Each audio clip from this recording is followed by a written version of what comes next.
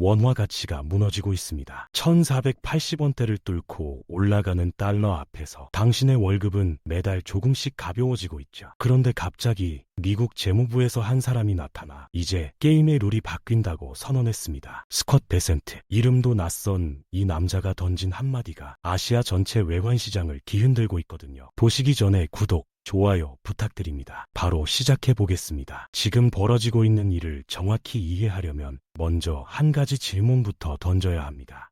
왜 미국은 지금 이 타이밍에 환율 카드를 꺼내들었을까요? 답은 간단합니다. 아시아 3개국, 중국, 일본, 한국이 동시에 자국 통화를 약세로 몰아가면서 수출 경쟁력을 끌어올리려는 움직임을 보이고 있기 때문이죠.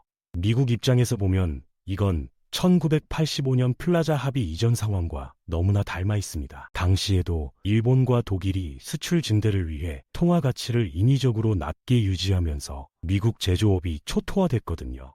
그래서 미국은 주요 선진국들을 불러 모아 달러 가치를 내리고 너희 통화 가치를 올려라고 강제했고 그게 바로 플라자 합의입니다. 지금 베센트가 하는 말은 그때처럼 극단적인 조치까지 가기 전에 선을 긋겠다는 겁니다. 베센트는 헤지펀드 출신입니다. 시장 논리를 누구보다 잘 아는 사람이죠. 그런 사람이 재무장관이 됐다는 건 시장에 맡기되 룰 위반하면 가차없이 때린다는 접근을 예고하는 겁니다. 실제로 미 재무부는 반기마다 환율 보고서를 발행하면서 주요 교역국들의 외환 정책을 평가하거든요. 기준은 세 가지입니다. 대미 무역 흑자가 150억 달러를 넘는지, 경상수지 흑자가 GDP의 3%를 초과하는지, 그리고 12개월 중 8개월 이상 한 방향으로만 외환 시장에 개입했는지를 봅니다. 이 세 가지 중 2개만 해당돼도 감시 대상국 리스트에 올라가고 3개 다 해당되면 환율 조작국 딱지가 붙습니다. 한국은 지금 2개 반 정도에 걸쳐 있는 상태죠. 그런데 왜 하필 지금일까요? 첫 번째 이유는 일본 엔화입니다. 일본은 30년 넘게 초저금리 정책을 유지하면서 엔화를 달러당 110엔에서 150엔, 심지어 160엔까지 밀어냈거든요. 물론 일본 정부는 여러 차례 개입했습니다. 2024년에만 600억 달러가 넘는 달러를 팔아치우면서 엔화 방어에 나섰지만 효과는 일시적이었죠. 엔화 약세는 일본 수출 기업들에게는 축복이지만 유럽과 미국의 제조업체들에게는 재앙입니다. 같은 제품을 만들어도 일본 기업이 20%에서 30% 더 싸게 팔 수 있으니까요. 두 번째는 중국 위안화입니다. 중국은 지금 성장 둔화, 부동산 위기, 청년 실업 악화라는 삼중고에 빠져 있습니다. 여기에 미국이 추가 관세를 들이밀 가능성까지 제기되면서 중국 정부는 위안화를 점진적으로 절하시키는 방향으로 움직이고 있거든요. 실제로 2025년 들어 위안화는 달러당 7.2위안에서 7.3위안을 넘나들면서 1년 전보다 5%에서 7% 정도 약세를 보이고 있습니다. 중국이 본격적으로 통화 절하 카드를 쓰기 시작하면 아시아 전체가 경쟁적 평가절하 경주에 돌입할 수밖에 없죠. 세 번째는 미국 내부 정치입니다. 트럼프 행정부는 이미 미국 우선주의를 명확히 했고 무역 불균형 해소를 최우선 과제로 삼고 있거든요. 만약 아시아 국가들이 통화 약세로 수출을 늘리고 미국 제조업을 압박한다면 트럼프는 관세 인상이라는 더 강력한 카드를 꺼낼 겁니다. 베센트의 환율 개입 경고는 관세 전쟁이 본격화되기 전에 외환 시장부터 정리하겠다는 신호인 셈이죠. 자, 그럼 한국은 왜 항상 미국의 감시 리스트에 이름을 올리는 걸까요? 냉정하게 봅시다. 한국은 2016년 이후 계속해서 미 재무부 환율 보고서에 등장했습니다. 2024년 11월에도 다시 감시 대상국으로 지정됐고 2025년 보고서에서도 유지되고 있거든요. 이유는 명확합니다. 첫째, 한국의 대미 무역 흑자는 매년 400억 달러에서 500억 달러 수준으로 기준선인 150억 달러를 훨씬 초과합니다. 둘째, 한국의 경상수지 흑자는 GDP 대비 3%에서 4% 사이를 오가면서 구조적 흑자 국가로 분류되죠.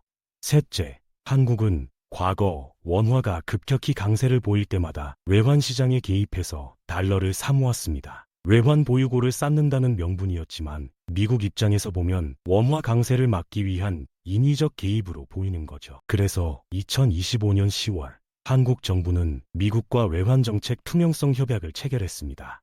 기존에는 분기마다 외환 개입 내역을 공개했는데 앞으로는 매월 미 재무부에 개입 데이터를 비공개로 제출하고 외환 보유고 구성도 일부 공개하기로 한 거죠. 이게 무슨 의미냐면 한국 정부가 우리는 수출 경쟁력을 위해 환율을 조작하지 않는다는 걸 증명해야 한다는 겁니다.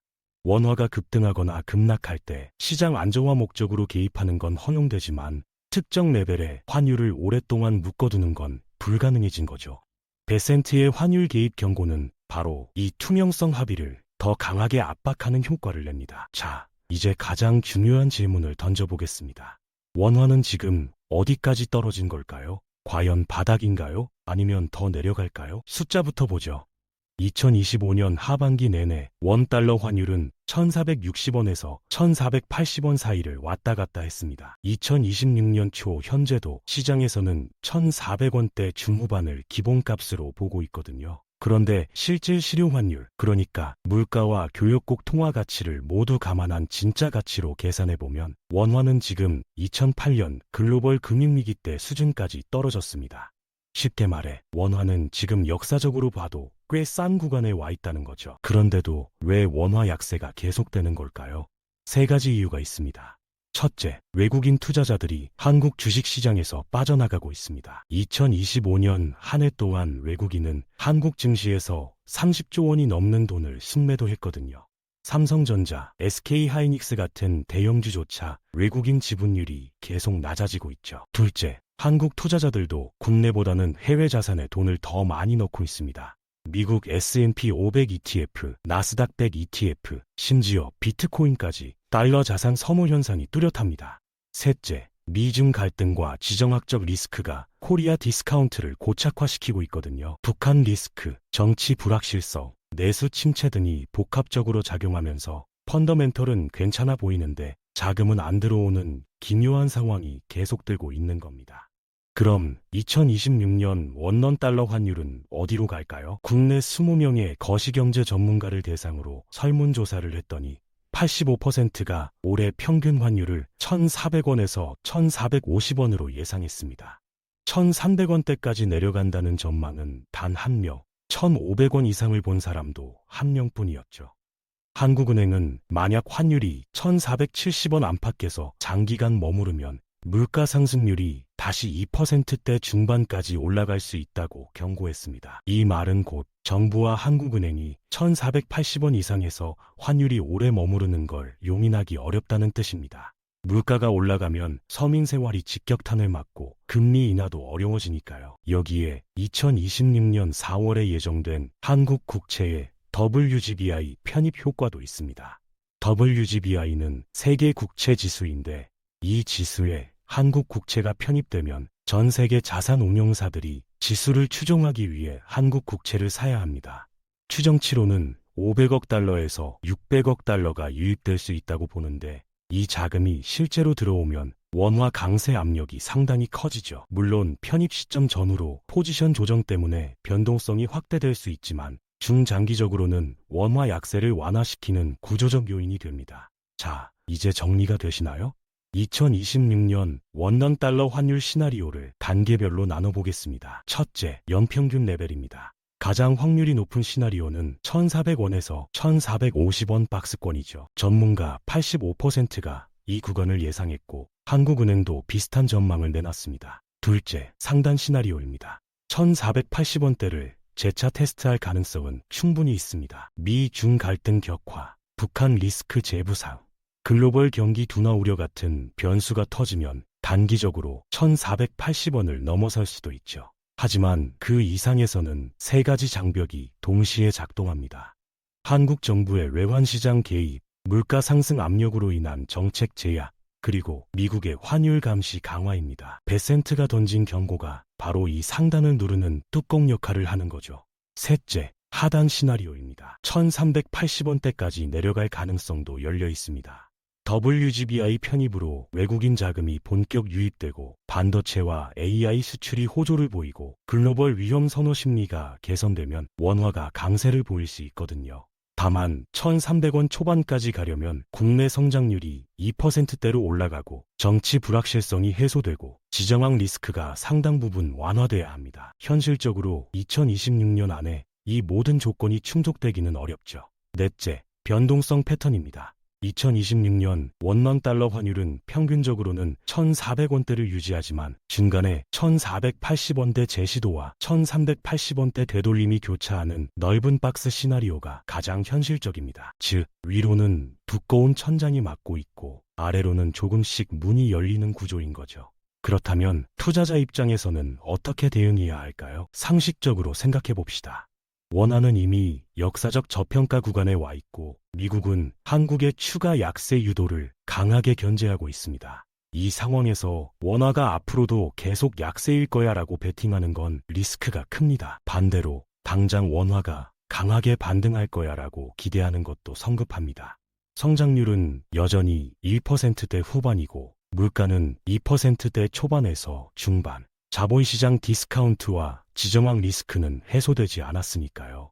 현실적인 접근은 이렇습니다. 첫, 너무 높은 레벨에서 공포 매수하지 마십시오.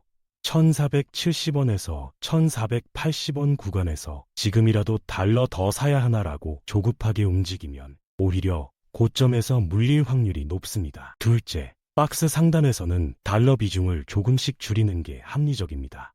환율이 1470원을 넘어서면 해외 ETF나 달러 예금 일부를 환매해서 원화 현금을 확보하는 거죠. 셋째, 박스 하단에서는 해외 자산 비중을 단계적으로 늘리는 전략이 유효합니다. 1380원에서 1400원 구간으로 내려오면 미국 ETF나 글로벌 채권 ETF를 추가 매수하는 식입니다. 구체적인 예를 들어보겠습니다. 만약 당신이 1억 원을 해외 투자에 배분하려고 한다면 환율이 1480원일 때 전액을 한 번에 넣지 마십시오. 1480원에서 30%, 1450원에서 30%, 1420원에서 40% 이런 식으로 나눠서 들어가는 겁니다.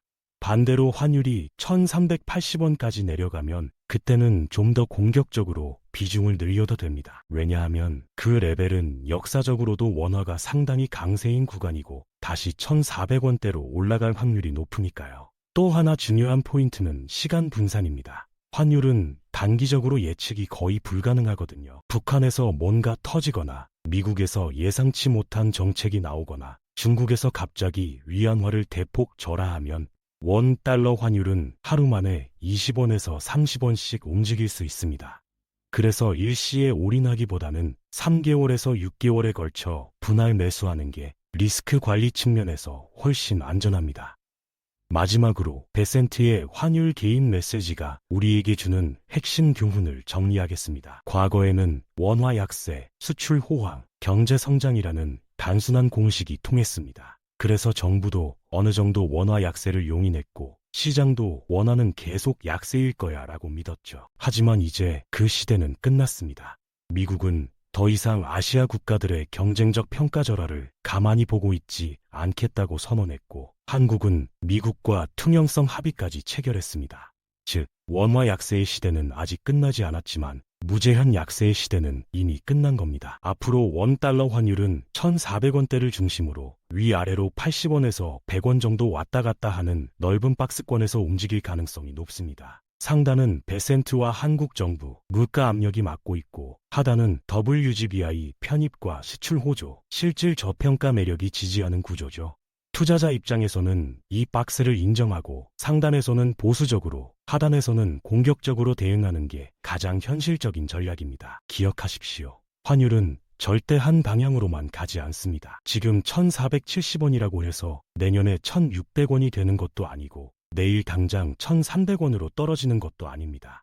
박스 안에서 계속 왔다 갔다 하면서 그 과정에서 기회와 리스크가 동시에 나타나는 겁니다. 중요한 건 감정적으로 반응하지 않고 냉정하게 레벨을 보면서 단계적으로 대응하는 거죠. 베센트가 던진 환율 개입 경고는 바로 그 박스의 천장을 더 낮게, 더 단단하게 만드는 효과를 내고 있습니다. 이 메시지를 제대로 이해하고 활용하는 사람이 2026년 외환시장에서 살아남는 사람입니다.